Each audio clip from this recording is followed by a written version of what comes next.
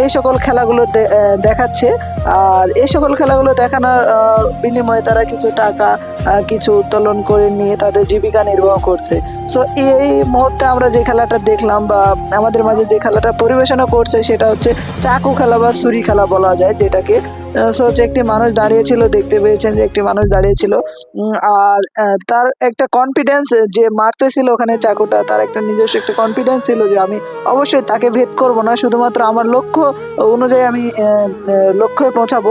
যার জন্য সে লক্ষ্যতে পৌঁছেছিল। কখনো তার হচ্ছে জীবন মরণের এখানে একটা প্রশ্ন ছিল যে একটা চাকু যদি মিস্টেক করে তার বুকে বা হাতে গেঁথে যায় তাহলে কিন্তু সর্বনাশ হয়ে যেতে পারতো, মৃত্যু ঝুঁকি চলে আসতে পারতো। দেখতেই পাচ্ছেন যে মিস্টেক করতেছে, তারপরেও কখনো হচ্ছে তারপরেও তার গায়ে বাঁধতেছে না এরকম এক পর্যায়ে।